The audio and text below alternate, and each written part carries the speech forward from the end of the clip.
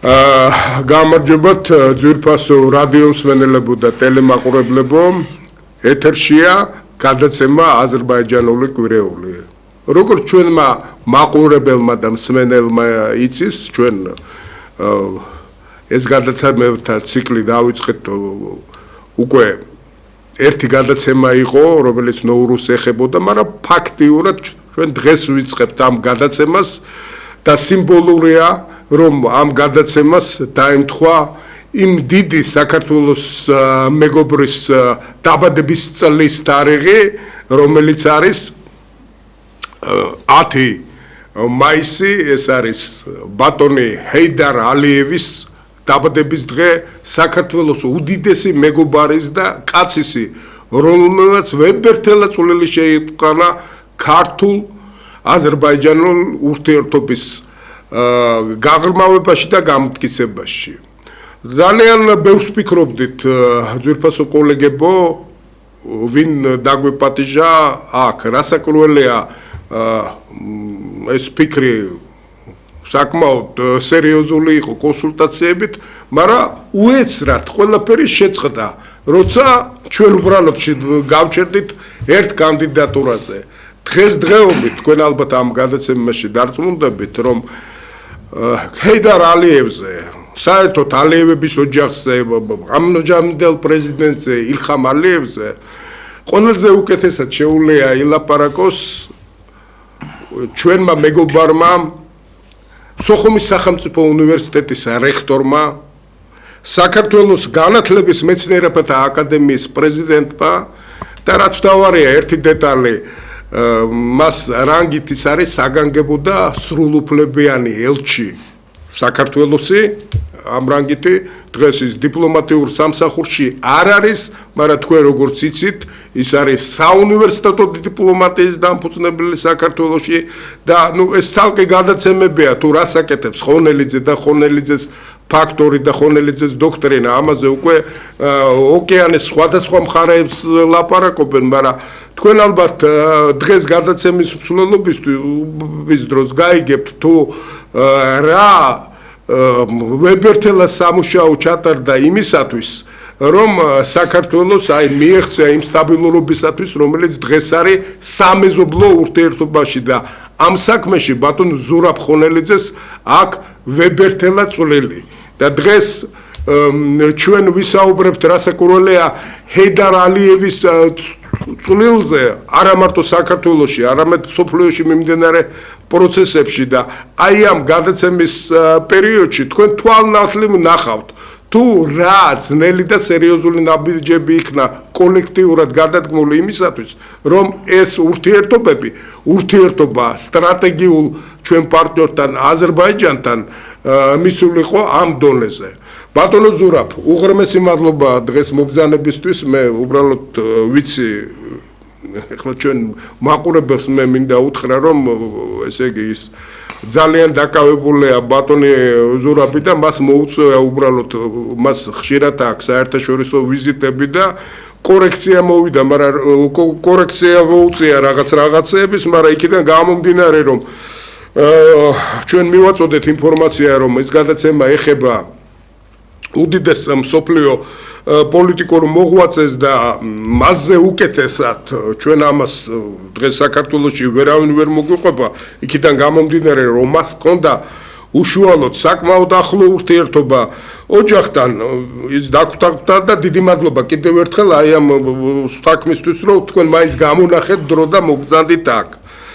ბატონო ზურაბ, პირველი ნაბიჯები უბრალოდ ეხლა აი საიდან დავიწყოთ თქვენ დიპლომატები ბრძანდებით და დიპლომატიურად დაიწყებთ და უკეთესად იცით ალბათ ჰეიდარ ალიევის ურთიერთობა საქართველოსთან აქ მე მინდა შევეხო იმ პირველ შეხებას თქვენ მე ვიცით რომ ჯერ კიდე თქვენი ოჯახები და წინაპრები იყვნენ გარკვეულ ურთიერთობაში საერთო პროექტები და რაც თავარია ნუ ამას მერე ვიტყვი ცალკე მე მაგ შეიძლება ზოგჯერ თქვენთვის სიურპრიზებიც მომამზადე მე ვიცი თქვენდამი ურთიერთობა და დამოკიდებულება ბატონ ჰეიდარის თუ შეიძლება ბატონ ბადრი უპირველეს ყოვლისა მინდა მოგესალმოთ დაგიდასტუროთ ჩემი პატივისცემა და თქვენი ეთერის მსმენელსა და მაყურებელს მიულოცო დღევანდელი დღე, დღეს განსაკუთრებული დღეა, დიდი დღეა ჩვენთვის, ქრისტიანი მართლმადიდებელი ქრისტიანებისთვის, ანდრია პირველწოდებულის ხსენების დღე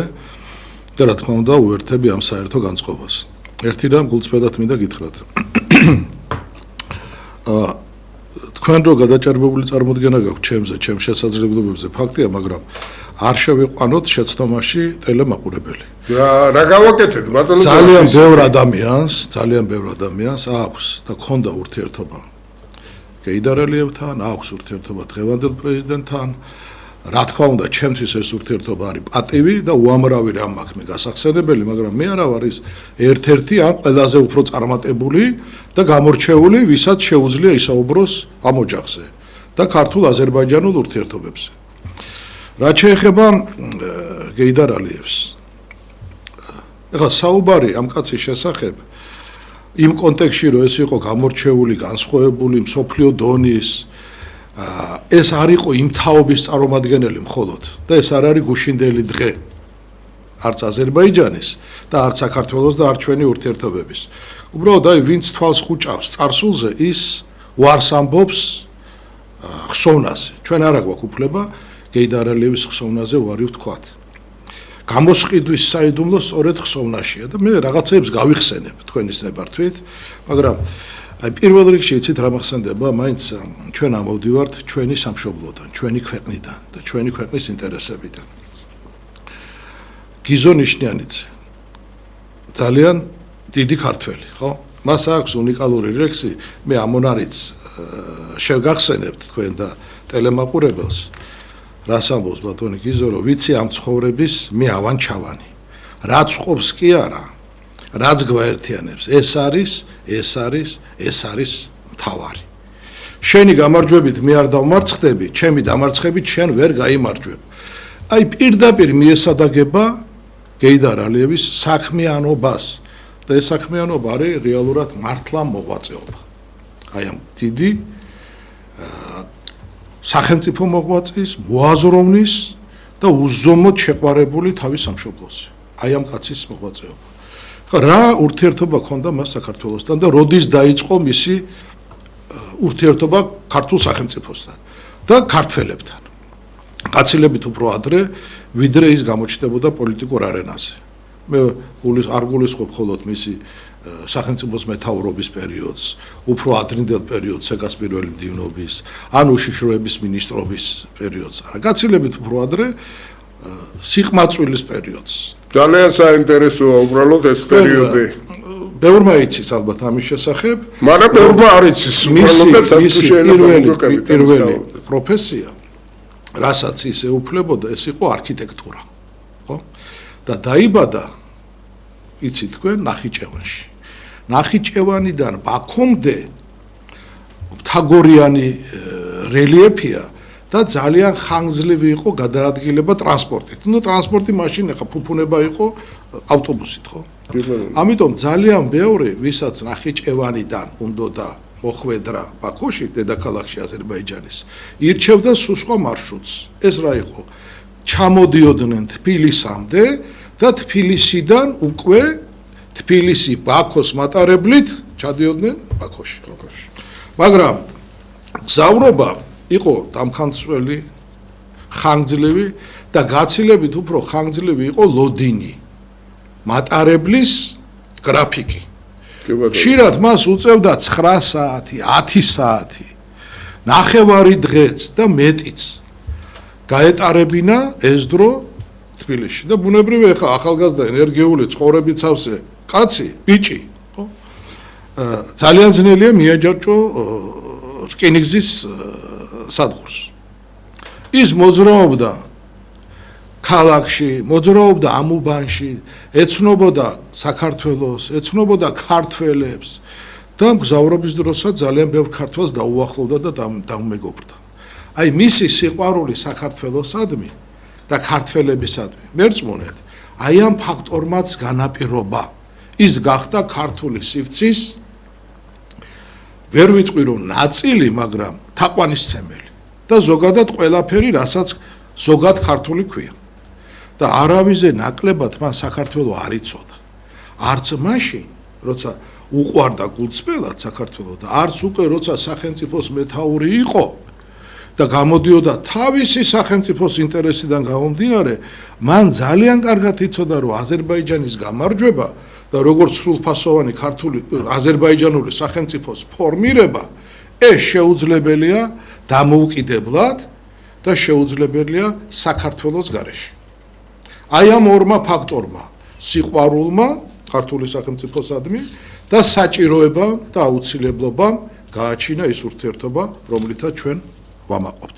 და დარწმუნებული ვარ, ამაყობს აზერბაიჯანელი ხალხი.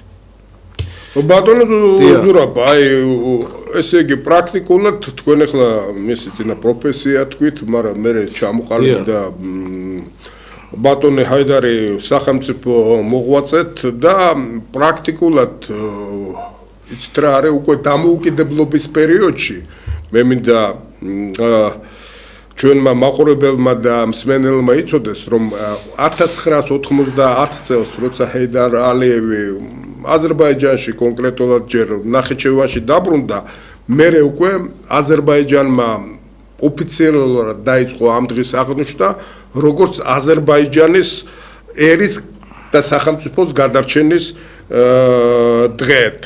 მაგრამ აი ეს ყველაფერი ჰაიდარ ალიევმა გააკეთა ძალიან ბრძნულად. მან პირველ რიგში ახალი ფუნქცია მის საშუალება მისცა აზერბაიჯანს მისი გრანდიოზული პროექტებით. აი ამ პროექტების როლი დამოუკიდებლობის პერიოდში რამდენად მნიშვნელოვანი იყო აზერბაიჯანული სახელმწიფოს ჩამოყალიბების პროცესში. ბატონ ბადრი, მე როგორც თქვენ ძალიან ბევრ ადამიანს შეხვედრი ვართ. ჩვენ ახლა ის ასაკი გვაქვს და ის გამოცდილება, რომ დაკვირვების და ობიექტურობის უფლება კი არა, საშუალება გვაქვს და ანალიზის. მე გეტყვით გულწრფელად, რომ უფრო დიდი სახელმწიფო მოღვაწე, უფრო დიდი მოაზროვნე და უფრო მაღალი კეთილშობილების ადამიანი. ეხლა შეიძლება ბევრს გაუკვირდეს. ადამიანი, რომელსაც ჰქონდა გამორჩეული ნიჭი და უნარი იუმორის. თუ იქნება ამის დრო, რაღაცას გავიხსენებ. ალბათ გადაცემის ბოლოს. და იუმორი რა არის? ეს არის გონიერების და სიკეთის პირველი ნიშანი. საქართველოსთან ურთიერთობა და რითი არის მნიშვნელოვანი დღეს ქართულ-აზერბაიჯანული ურთიერთობები, რომელსაც აი ამ დონეზე საფუძველი შეიძლება ითქვას, რომ ჩაუყარა და სხვა დონეზე, სხვა სიმაღლეზე აიყვანა ჰაიდარ ალიევმა, ხო?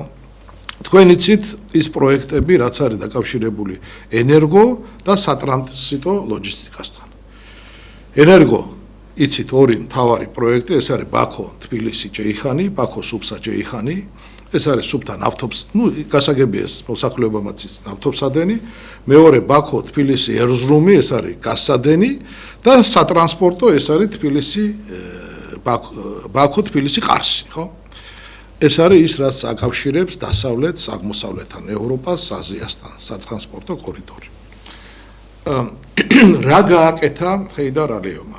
ამით თავის ქვეყანას შეძინა ფუნქცია და საქართველოზე გავლით და მერწმუნეთ ამის გაკეთება არ იყო იოლი.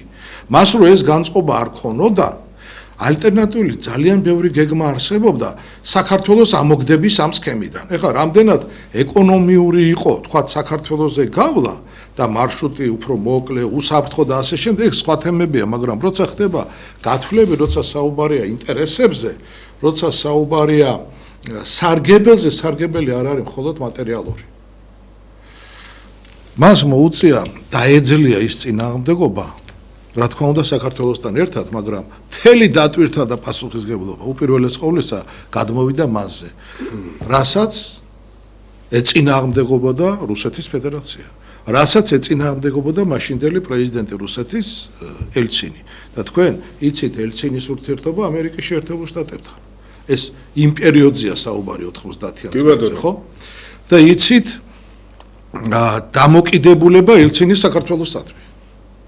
ეს ხდება იმ ფონზე, როცა საქართველოს ჩვენი მიწა, ქართული სახელმწიფო, მისი განუყოფელი ორი ავტონომიური ერთეული ეს არის აფხაზეთის ავტონომიური რესპუბლიკა და რასაც ჩვენ შეცდომით ვეძახით ხან ცხინვალის ოლქს და ხან სამაჩაბლოს და ხან სამხრეთ ოსეთს შიდა ქართლის თიანეთი არის ოკუპირებული და მიტაცებული რუსეთის მიერ. როგორია შევიდეს წინააღმდეგობაში რუსეთთან? რუსეთის ინტერესის წინააღმდეგ, მან ეს შეძლო. რა თქმა უნდა საქართველოსთან ერთად. მაგრამ მე არ მინდა რომ ეს ისე იყოს წარმოდგენილი რომ მან ყველაფერი გააკეთა საქართველოსთვის, არა. მან გააკეთა ყველაფერი ჩვენი ძმობისთვის და უპირველეს ყოვლისა ის გამოდიოდა თავისი სახელმწიფო ინტერესიდან გამომდინარე. თქვენ გაიხსენეთ აზერბაიჯანი ამ ოჯახის მოსვლამდე ხელისუფლებაში, როცა ჩვენ ზოგადად ვსაუბრობთ რესურსზე ვსაუბრობთ, რესურსი არის უმნიშვნელოვანესი. და აზერბაიჯანს აქვს დიდი მარაგი, ხო? ესეც ძალების დამსახურებაა. მარაგი კი არა თავისთავად მისი აღმოჩენა. რესურსი მნიშვნელოვანია, ბუნებრივია, მაგრამ თავარი არის მისი გამოყენების შესაძლებლობა. ქვეყნები, რომლებსაც გაცილებით უფრო მეტი რესურსი ჰქონდათ და გააჩნდათ, ჩვენ ხო ხედავთ, როგორ გაქრენ და სახელმწიფოს მეთაურები ამ ქვეყნების რითი დაამთავრეს არსებობა, ხო? კი ბატონო. ამიტომ ამ ადამიანს ჰქონდა ინტელექტიც, პრაგმატული აზროვნებაც და სახელმწიფოს სიყვარული. მან დამიჯერეთ ყველაფერზე შეიძლება ყოველთვის ნუიტყვი იმას, რაც იცი, მაგრამ ყოველთვის იცოდე ის, რაც უნდა თქვა, ხო? მე ვამბობ იმას, არა რაც ვიცი, არამედ რისი თქვა შეიძლება.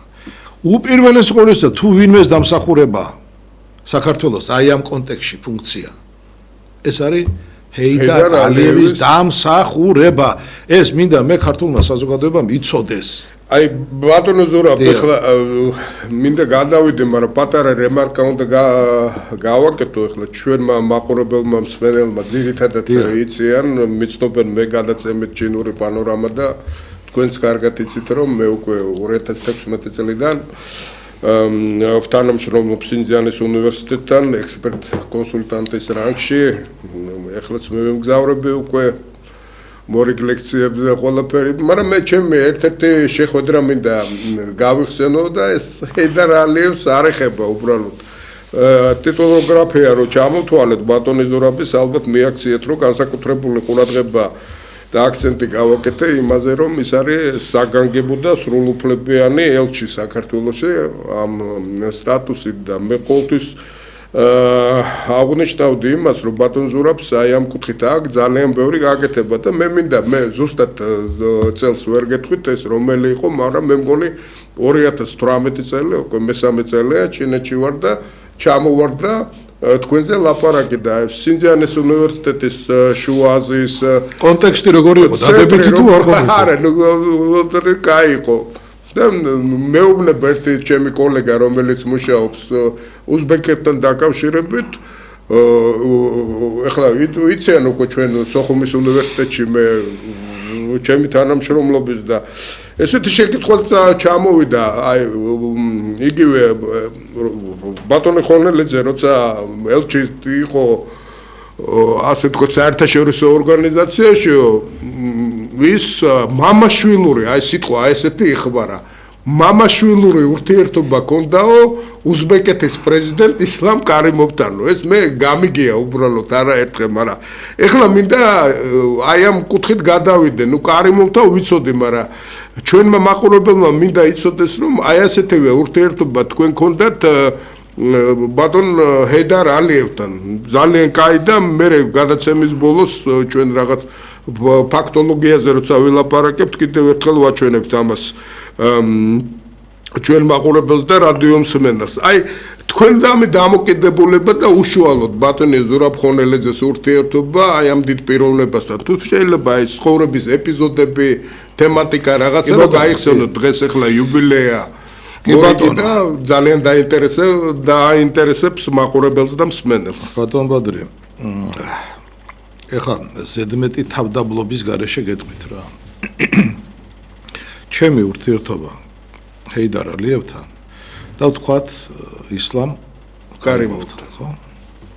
ეს არ არის ჩემი დამსახურება. ეს არის უპირველეს ყოვლისა იმ ქვეყნის დამსახურება, რომელსაც მე წარმოვადგენდი, იმ ხალხის, იმ ერის დამსახურება, რომელსაც აქვს უზარმაზარი დატვირთვა და მნიშვნელობა და თვითონ ქვეყანას მართლა გლობალური ფუნქცია, რომელიც ჩვენ არ გვესმის და მათ ესმოდათ ძალიან კარგად და მეორე ეს მათი დამსახურება, მათ მომცეს მე საშუალება ქონოდა ის ურთიერთობა, რაც მქონდა, ხო?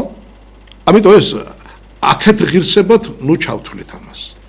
როგორ შეიძლება მე მქონოდა არაჯანსაღი დამოკიდებულება და ურთიერთობა ადამიანთან გაცნობამდე გეუბნებით, რომელმაც იცის მისი წარსული.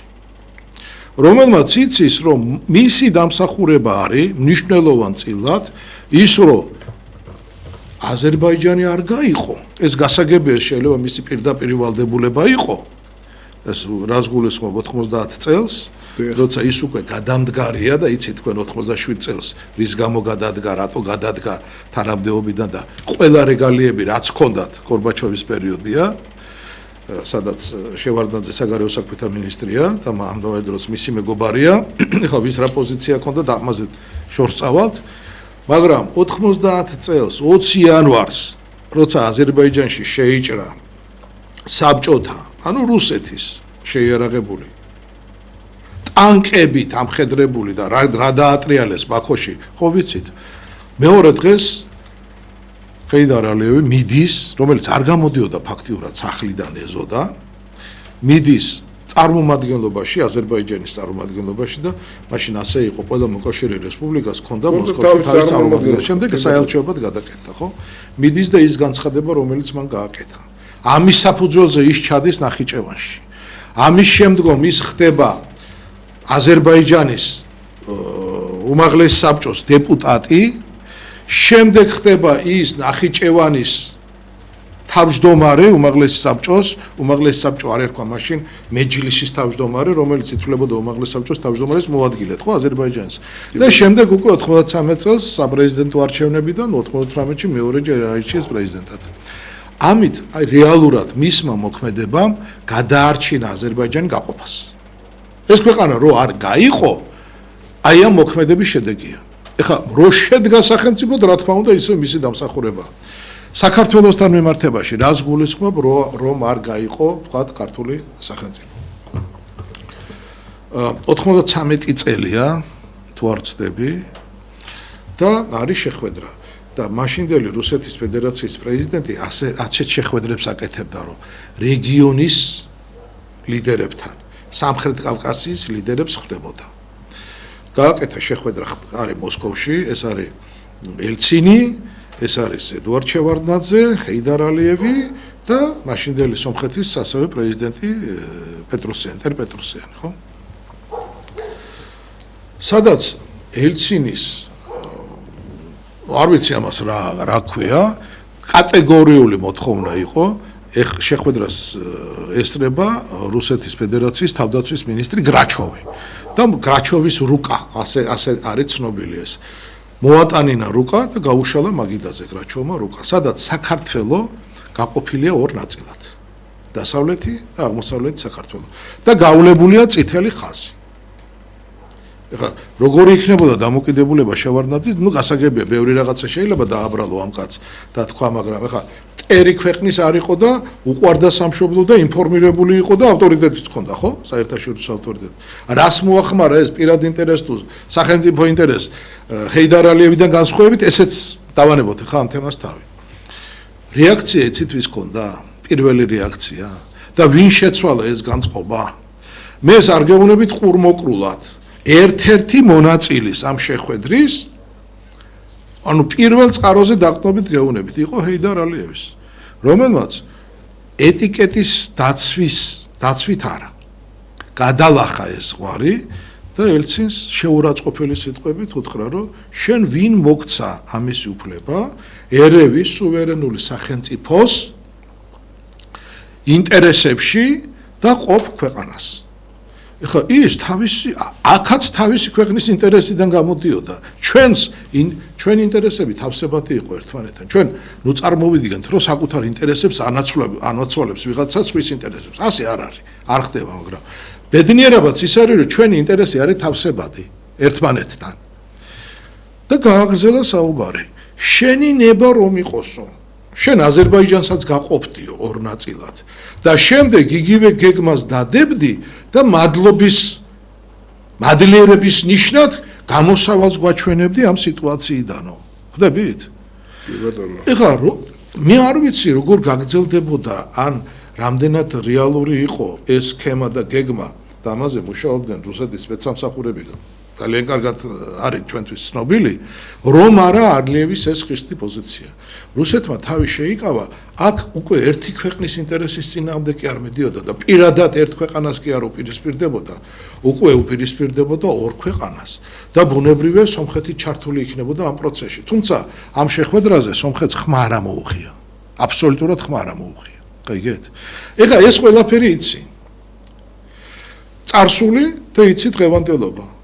და როგორ გინდა შენ თუ მართლა შენს ქვეყანაზე შეყვარებული ხარ თან გაქვს უზარმაზარი სიმპათია პიროვნული ადამიანისადმი რომელმაც იმ დონეზე მოგიშვა რომ გავიხსენებ ერთ შემთხვევას მინსკში ტარდება სახელმწიფოს მეთაურთა საბჭოს ხდომა და ველოდებით ასე ხდება 5-7 წუთის გრაფიკი ესეთია რომ სახელმწიფოს მეთაურები მოფრინავენ ეხლა მე იქ ჩემი საქმიანობის პერიოდში ქართული ანსამბლი გავაკეთეთ, ძირითადად იყვნენ ჩვენი დევნილი იძულებით გავახსენებ უბრალოდ ჩვენ მაყურებელს და მსმენელს ლაპარაკია ბატონ ზურაბის მოღვაწეობაზე, ის იყო საგანგებო და სრულუფლებიანი. ეს არ არის მნიშვნელოვანი. არის მოკლედ უბრალოდ მინსკში ხდებოდა ეს ყველაფერი ხდება სახელმწიფოს მეთაურთა საბჭოს ხდომა მინსკში არის შტაბ-ბინა დსთ-ს და ძირითადი შეხვედრები მაინც იქ იყო. მოფრინავს სახელმწიფოს მეთაური ქვეყნის პრეზიდენტი ბუნებრივია მე მინდა რომ ეს თემა გავააქტიურო ისევ აფხაზეთის თემა თან ამ ბავშვებს გარკვეულწილად რაღაცა სტიმული შეუქმნათ მათ მშობლებს განცდა რომ ზრუნავს ქვეყანა და ნუ ყველას ინტერესია ეს რომ ცოცხალი სურათი შეიქმნას ჩვენი ბავშვები ქართული ჩოხებით, ჩვენი გოგონები, ქართული ტანისამოსებით, ნუ ქართული ჰიმნის, მუსიკის ამის ქვეშ და მეძახის ლეიდარ ალიევი, რომელიც უკვე დაფრენილი იყო მისი თვითმფრინავი, უკრაინის პრეზიდენტთან ერთად კუჩმასთან და აზერბაიჯანის პირველი ვიცე-პრემიერი იყო აბას აბასოვი. და მან იცოდა ესე. არ ვიცი, შეიძლება ამის თქმა არ შეიძლება, ესე. ასე არ დაგეძახა, ეს დაგეძახა. მეუნება სინოგ ზურაბ საიდან ეს ბავშვებიო, ვინ არიანო, საიდან ჩამოიყვანეო, საიდან მოიყვანეო. ეხლა მივხვდი კონტექსტი რა იყო, იცით? ის რომ დაფრინდა აზერბაიჯანიდან არ დახვდა მსგავსი შემადგენლობა. უბრალოდ მაყურებელს უნდათ, მე უბრალოდ მე როგორც გავიგე სიტყვა ყოველ სიტყვას ალიევი ძალიან დიდ ყურადღებას აქცევდა და შეიძლება ბანალურად მოეჩვენოს მე მაყურებელს, მაგრამ თითოეულ სიტყვას ამ სიტყვაში სინოქსის თავისი დატვირთვა ჰქონდა და თავისი დავასრულებ. თორემ რომ შეზღუდული გვაქვს. მე ვეუბნები, უთხარი რომ სანამ მე ხო ვიცოდი რომ ეს ღიმილით იყო ნათქვამი რა, რეალურად კი არა ეს ძალიან კარგად იცოდა მან რომ საიდან შეიძლებოდა ეს ბავშვები ყოფილიყვნენ და ეს ჩემი ორგანიზებული იქნება სხვა მეორე პირი იქ არ არსებობდა ხო?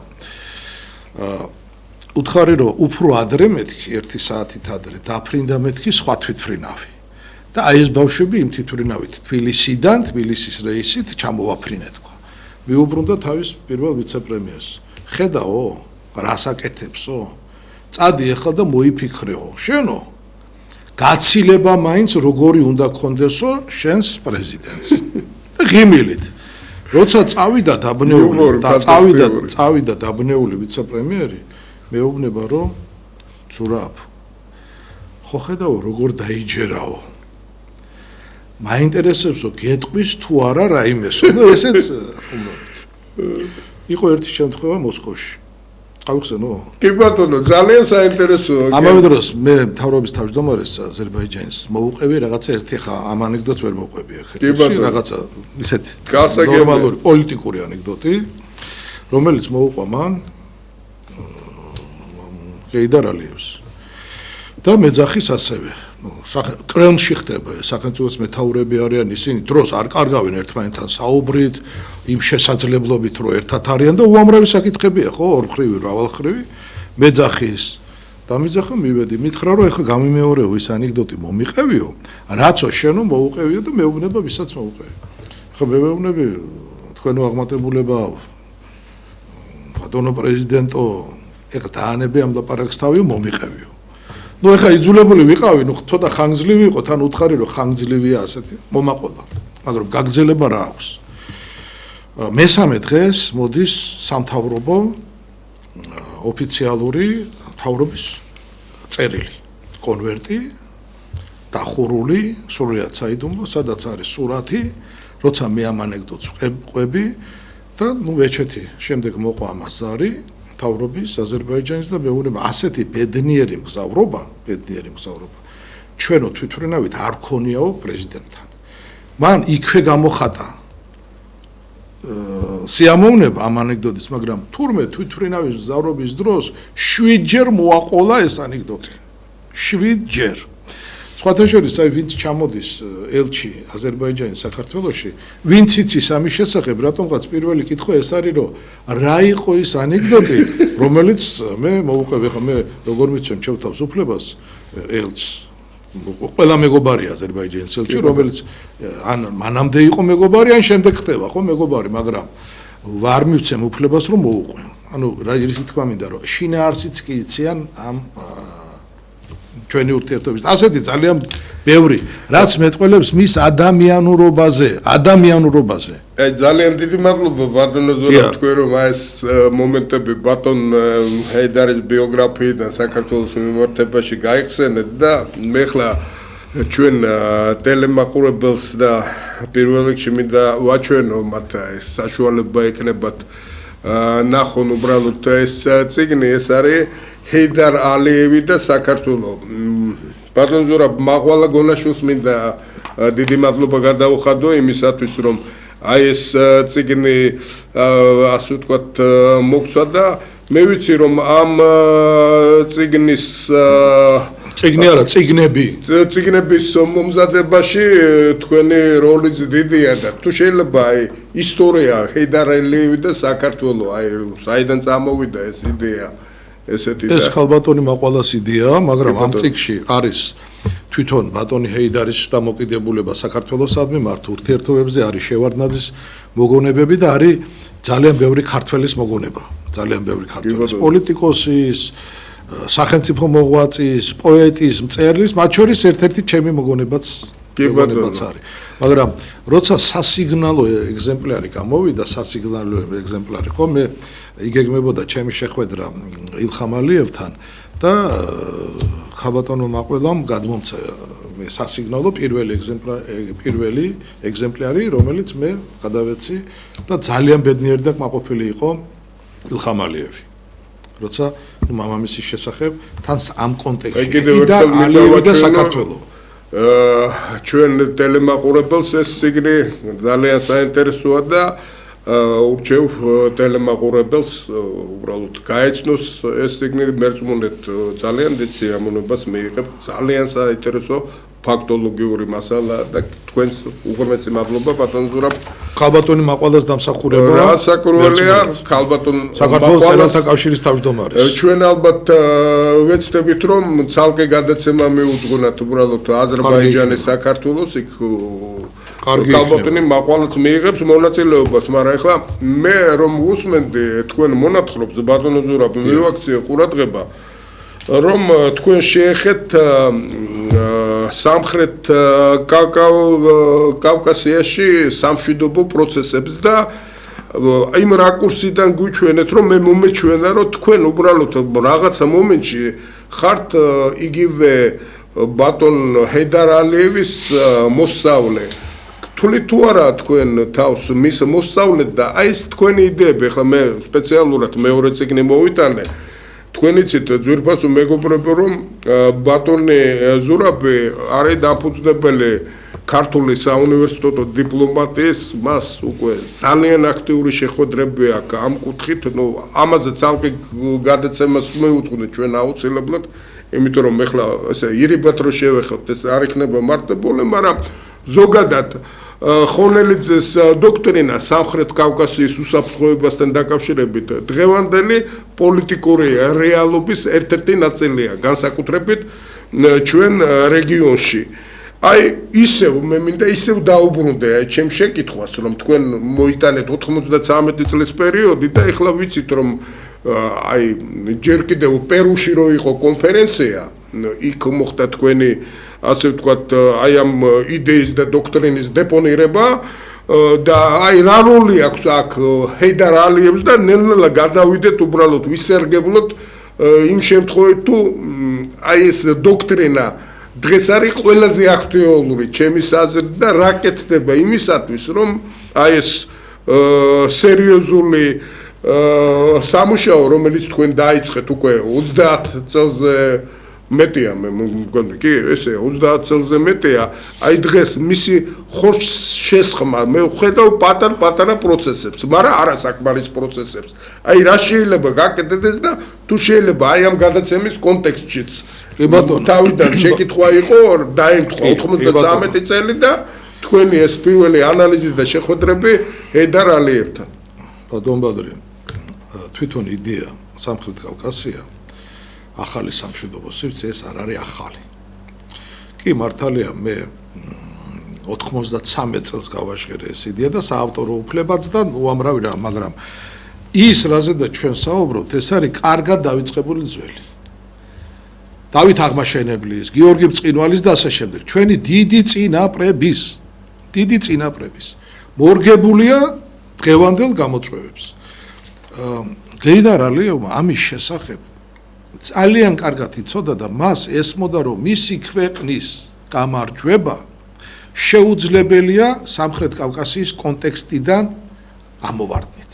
მან იცოდა რომ სამხრეთ კავკასიაში მისი როლის დაფიქსირება შეუძლებელია და წარმატების მიღწევა საქართველოს გარეშე. ის მთლიანად ერთიანობაში განიხილავდა ამ სივრცეს, მაგრამ ბუნებრივია მას არ ქონდა ის ურთიერთობები სომხეთთან გასაგები მიზეზების გამო, ხო, ყარაბაღის და მისი ყველაზე დიდი ანდერძი, რაც მან დაუტოვა თავის შვილს და ეს შვილი არის ღირსეული გამგრძელებელი იმ დიდი საქმეების, რასაც საფუძველი ჩაუყარა ჰეიდარ ალიევმა, ხო?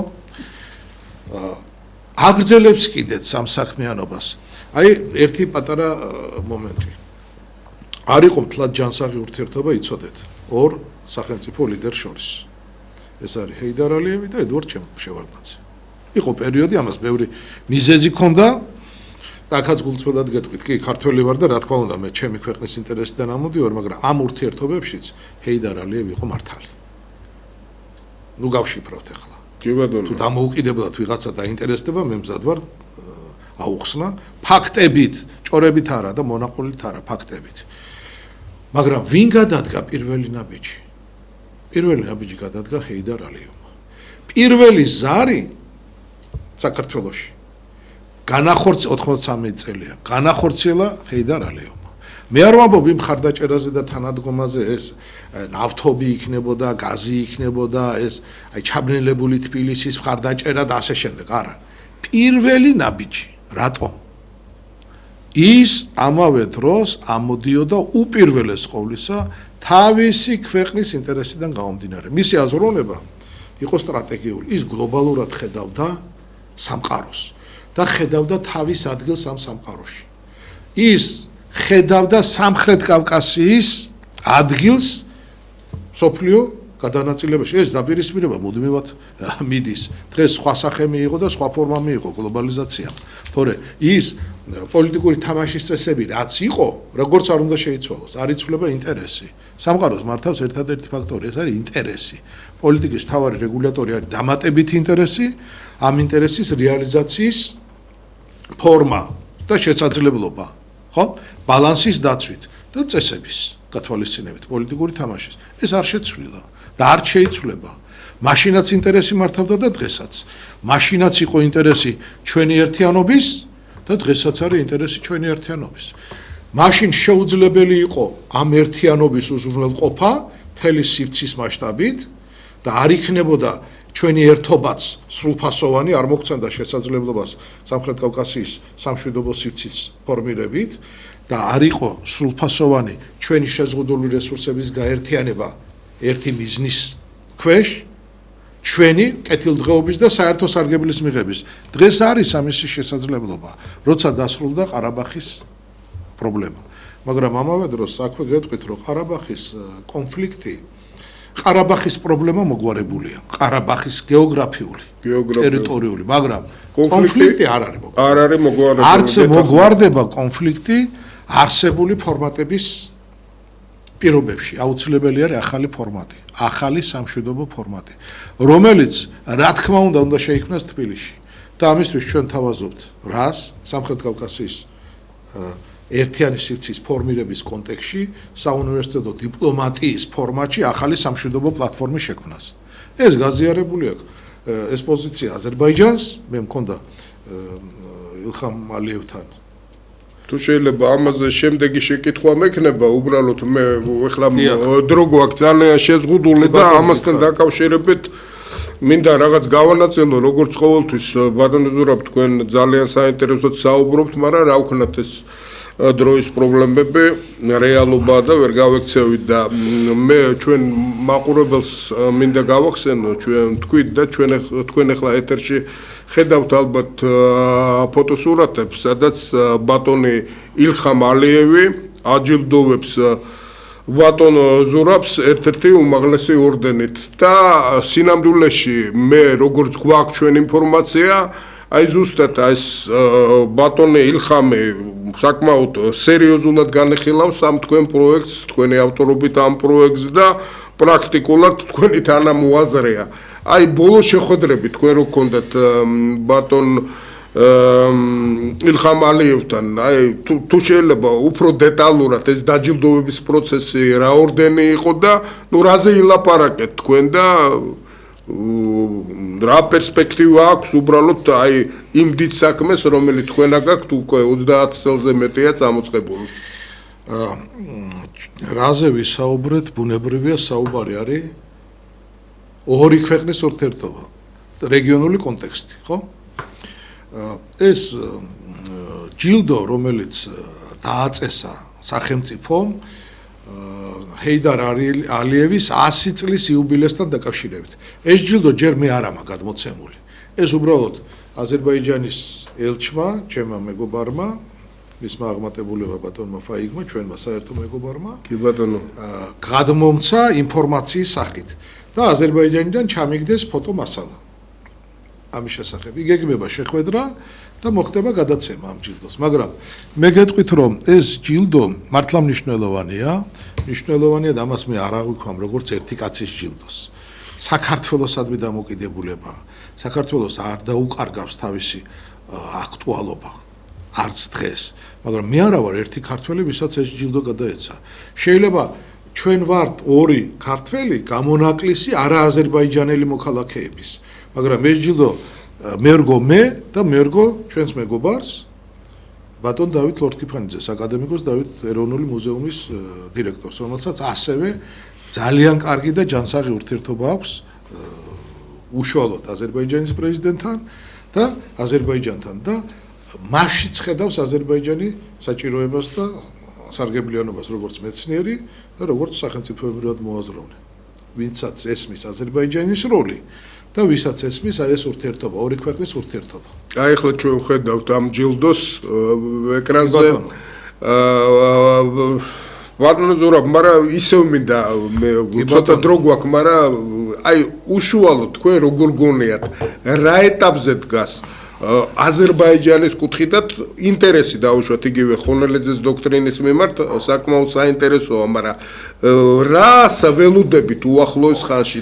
ჩვენ ვიცით, რომ საუნივერსიტეტო დონეზე თქვენ უკვე გაქვთ სერიოზული ნაბიჯები გადადგმული და ამის თაობაზე აზერბაიჯანული ხელმძღვანელობა საქმის კურსშია და ყველანაირად მიასალმება. აი რა ეტაპზეა, რა უნდა გაკეთდეს?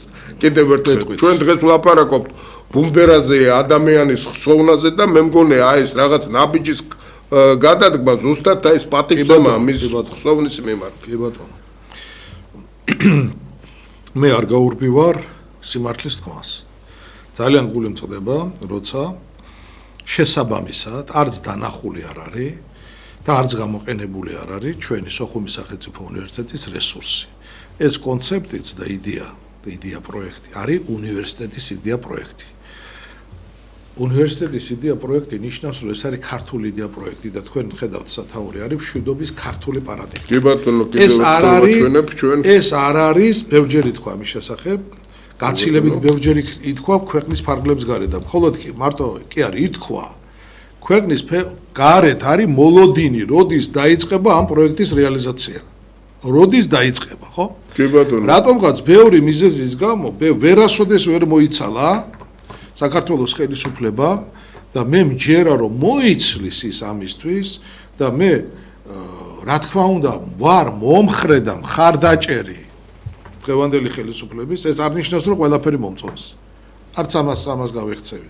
ბევრი რამ არ მომწონს, მაგრამ თავარი და ძირითადი რაც არის სწორი გეოპოლიტიკური პოზიციონირება და ეს პროექტი აგებულია თავარზე და ძირითაზე. რა არის გეოპოლიტიკა? დრო და სივრცე.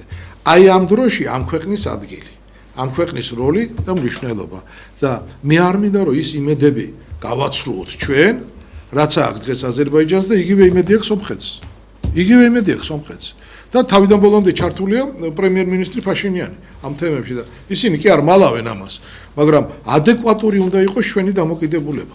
ადეკვატური ამ იდეისადმი და ყველაზე რბილი ჰუმანური კაცმოყვარეს ნეობაზე აგებული განათლებაზე, ცოდნაზე ხშირად ვამბობ ჩვენ განათლება. გვესმის? წარმატება გვინდა? წარმატების რაიმე მოდელი არსებობს უნივერსალური? არა. რა არსებობს? აუცილებელი პირობა. ეს პირობა რაზე გადის? განათლებაზე გადის და განათლების უნივერსალური მოდელი არის უნივერსიტეტი. მე არ გულისხმობ ზოგადად უნივერსიტეტს. რა თქმა უნდა ზოგადად უნივერსიტეტიც, მაგრამ განსაკუთრებით ეს უნივერსიტეტი, რომელსაც მე წარმოვადგენ. ეს არის სოხუმის სახელმწიფო უნივერსიტეტი. ვერ ეღირსა ეს უნივერსიტეტი ადეკვატურ დამოკიდებულებას. ვერცერთი ხელისუფლების პირობებში და თუ ვინმეს გონია რომ აი გადავარჩინეთ უნივერსიტეტი.